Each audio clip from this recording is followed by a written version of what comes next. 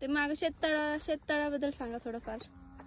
शेततळे गेलंय 200 आहे 100 फूटचं. आणि त्याची गहराई 40 फूट आहे. आणि ते किती एकर केले तुम्ही? मिरच्या केल्यात, ते झेंडू केले. मिरच्या झेंडू 1 एकर आहे, मिरची 1.25 एकर आहे, कांदे 2 एकर आहे. आणि उत्पन्न कसं झालं आतापर्यंत झेंडूचं? झेंडूचं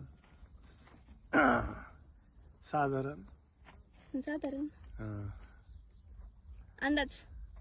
कांद्याचं असंच लॉस मध्ये गेलं. हा, कांदे तर लॉस मध्ये गेलात. कांद्याची व्हिडिओ काढली मी मध्ये. कांद्याचं लॉस मध्ये गेलं. कारण की पूर्ण पाऊस होता ना, पावसामुळे तर पूर्ण लॉस मध्ये गेलं. हा, आणि मिरच्या? मिरचीचं बरं झालं.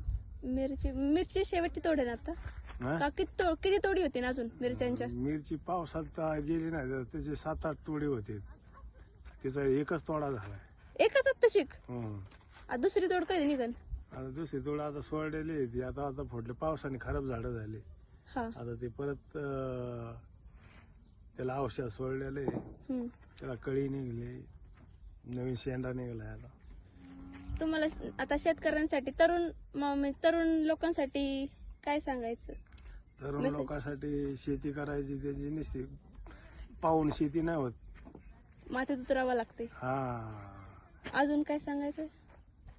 कष्ट केले पाहिजे. जास्त करून आताची पिढी शेतीला नाही म्हणती ना, त्याबद्दल ते पुढे जाऊन त्यांना त्रास होणार.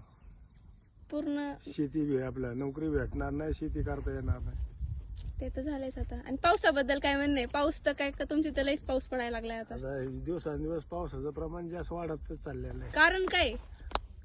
कारण आता त्याचं काय आपण सांगू शकतो. म्हणजे पोल्युशन म्हणा, प्रदूषण नाही, झाडं तोडणी, हा. काय त्याच्याबद्दल काय केलं पाहिजे लोकांनी मग?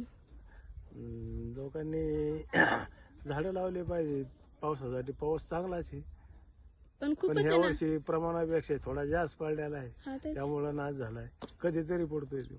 कधी असा पण दरवर्षीच वेळच नाही नाहीये पडत. त्याला. आणि नाही, दरवर्षी इकडे नाही हा पडत. भाग तुमचा दुष्काळी भाग आहे ना. हा, आणि एवढं दुष्काळी पाऊस भागात पडणं बी म्हणजे ह्या वर्षी आश्चर्यजनक आहे. पूर येतोय, गावं जाते वाहून.